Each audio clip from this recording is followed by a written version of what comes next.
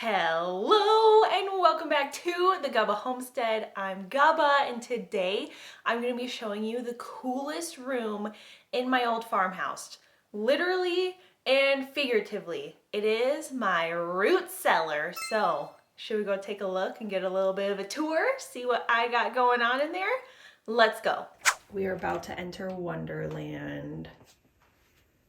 Here we are. Doesn't stop here, but it goes all the way back here. Welcome into my root cellar. I feel so excited and very fortunate and blessed to be able to have a cellar like this in my old farmhouse. I feel like people back in the day definitely knew what they were doing when they built houses to be able to build a food storage like this that is so important. So I'm gonna be giving you guys a tour of my root cellar, discussing my plans. This is the very beginning stages, and really showing you a look into my long-term food storage. This is kind of all like coming together with my food storage, some supplies that I use. You know, I have jelly right here, which isn't probably super long term. I mean, I'll probably eat all that this year. It's dandelion jelly, super good. But, all right, let's start with the tour, shall we? So up here, I just have, a box. I thought I had some canning supplies up there. But I saved these boxes that my jars come in because they're super useful to like put jars in. Like I could even put all those jellies in, and then you just slide it out and you have all of your jars. They're super nice. And then right here, I got some dandelion jelly that I have been making. Oh man, it is so stinking good. It tastes like honey, but it has like, you know, a little bit of a dandelion flavor to it. And I am obsessed. I actually have some more dandelions that I picked, so I'm going to be making more. And then right here I have some sliced dehydrated apples.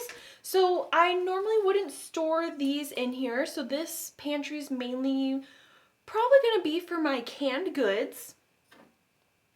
But this box was open out in my basement, so I was like, I'll just throw it in here. I got room as I was organizing. So when I moved in, this place was a little bit of a disaster. And when I say a little bit, I mean a lot.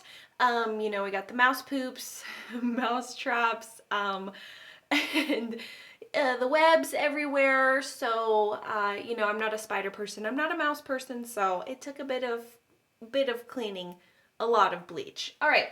Anyways, I have some oxygen absorbers, so you can use these for your Mylar bags, and I have been doing that, which we will get to. I'll show you my long-term storage. I've been using oxygen absorbers and Mylar bags. And then right here, I got some As Your Standard vegetable broth. I have a lot of vegetable broth, as you can see. This was another hard white wheat in a number 10 can. So I purchased these from the Church of Jesus Christ of Latter-day Saints Bishop Storehouse. You don't have to be a member, but number 10 cans last a long time. And so, especially with the wheat shortage and I don't know, a lot of places being out of wheat berries, I purchased some from there. So, and this was the same story. This was just another box that was opened. So I was like, why not just throw them in here? And then we got some noodles back here. So these are my Jovial penne pasta because my pasta cabinet upstairs is absolutely full of pasta. So that is a project where I will be putting pasta into Mylar bags and using oxygen absorbers because you can Mylar bag pasta. So in the meantime, I have some pasta down here, but I am careful in case there are any mice. It's a farmhouse. Fortunately, I haven't seen, you know, any more traces of them in here. So, and then I got some lasagna pasta. So you guys will see these in my As Your Standard hauls videos, but I just have more pasta down here. And again, some linguine, and when I buy pasta that I like, I get a bulk of it, and so now that I have this cleaned, I can store it down here. It's nice and cool. And then how this will work when I eat what I have upstairs in my kitchen, I'll just come down here and stock up my pantry, and I will just keep this rotating through what I eat. Some of this will be long term, so like these hard white wheat berries last a very long time. I believe it's up to 30 years in here. So I will use what I have and purchase more and stock up on stuff and rotate it into what I'm using. I did get a wheat grinder, and also like anything in these number 10 cans is long-term storage for me, but I do want to find a way to rotate them in, but these number 10 cans make it last so long, so these are like emergency. Down here, I got my tomato paste. I'm actually almost through my tomato paste upstairs, so this will be rotating into my pantry. You guys have seen my pantry before, so this is slowly but surely making its way upstairs, so you guys can kind of see how I rotate through my food. And then I have a big box of pancake and waffle mix that I got again from the Bishop Storehouse, super yummy, and I'm rotating through that as well. I think I'm finished with one bag upstairs, so I just keep rotating. And then next I just have canning supplies. I have an abundance of jars and lids, and they were all just chilling out in like the walk area of my basement. And I went and organized, it wasn't okay to have them out there, so I moved them in here because it makes sense. This is gonna be my jar and canning storage. I got some pectin. This is for canning, so when you're making like these jellies. And Pomona's pectin is a low sugar pectin, which I really like.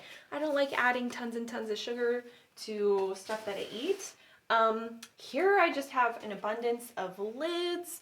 So when I found lids last year, I would purchase lids, and I noticed that stores just went out fast like that, and so whenever I found them, I would purchase them. I have ball lids, I have pier lids, and I have canned with pier lids, and I've had really great luck with them. So I know a lot of people are hit or miss and are just diehard ball fans, but I believe I read somewhere that Ball also owns pier, so it makes sense that they would still have good quality. More canning supplies down here. And then this is more canning supplies, but I got Sure Gel, so the fruit pectin, and the pink one is a low sugar fruit pectin, which is what I've been using in my jellies. I also got some citric acid for canning tomatoes. What else do I have here? Freezer pectin and more lids. So, and then a lot of this is just canning supplies. I moved it into here. I also have more canning supplies out in my garage, so I'm just kind of taking an inventory, and I'm definitely going to get more this year as it comes into stock, and right now it's getting ready for canning season, and I'm just going to purchase as I see. So next down here, which I am so stinking proud of, is canned bone broth. This was from Organic Free Range Chicken. I made the broth from scratch, and this is so stinking good, and then I canned it, and yeah, I am just so proud of this. And I actually made a chicken noodle soup from this and my canned chicken. It was so good. And speaking of canned chicken, I got some canned chicken right here. Yes, it doesn't look appetizing, and I, may have been like, oh, I don't know about this, putting in my chicken noodle soup, but it was so stinking good. That's all we have for right here, but I will show you guys what I got around the corner, and so you can see more of my cellar and kind of get the idea of what I'm going to be turning it into. Alright, so this is the other side of my root cellar. What I just showed you guys is when you walk in. But I have some more of the Church of Jesus Christ of Latter-day Saints Bishop Storehouse food storage goods over there. Again, I ran out of room out in the shelving that I use for more long-term storage. I'm going to be redoing that here soon. So I brought it in here, and then I also have some of my favorite pizza sauce, and it worked out so perfectly because whoever, lived here before and used this has little sticky notes of what they would keep where in here.